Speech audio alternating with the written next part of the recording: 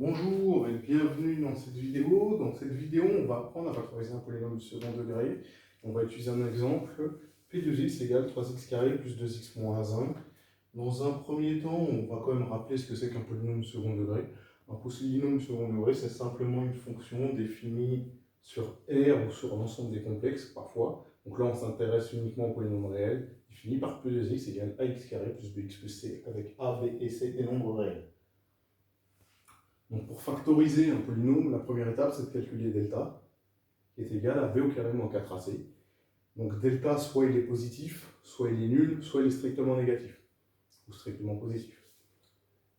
Donc si delta est strictement positif, c'est-à-dire strictement supérieur à 0, on dit que le polynôme admet deux racines. Un petit focus, on rappelle ce que c'est les racines, c'est les valeurs de x pour lesquelles p de x est égal à 0.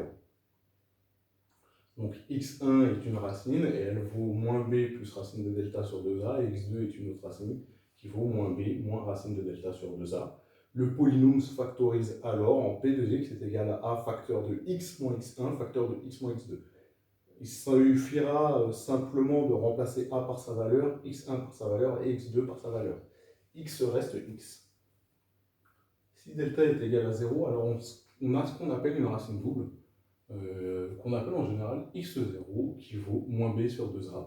Et le polynôme se factorise en p de x est égal à a facteur de x moins x0 au carré.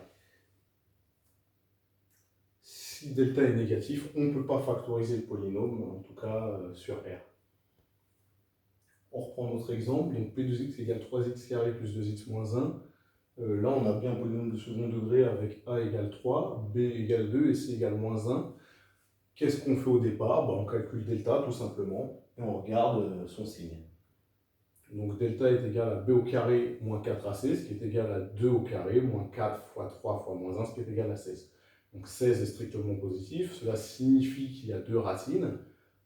x1 qui est égal à moins b plus racine de delta sur 2a et x2 qui est égal à moins b plus moins racine de delta sur 2a. On va calculer x1 assez rapidement. Donc comme b vaut 2, donc on a moins 2, plus racine de delta, comme delta vaut 16, ça nous fait racine de 16, divisé par 2 fois 3.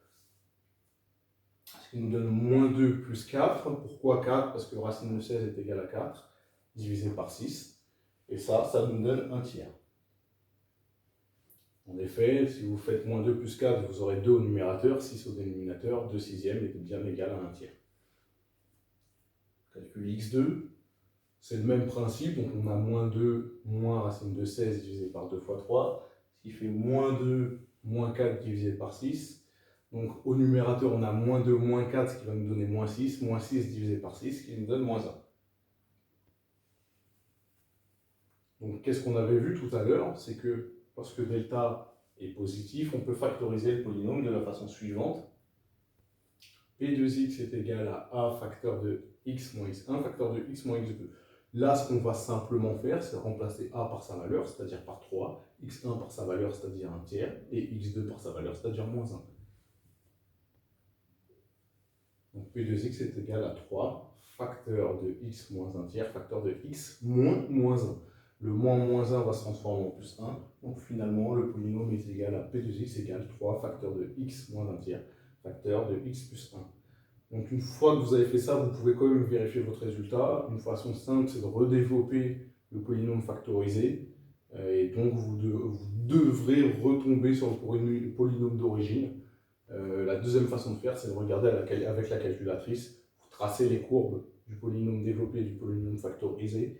Vous devez avoir les mêmes courbes. Et pour chaque x, vous avez les mêmes y au niveau de la calculatrice.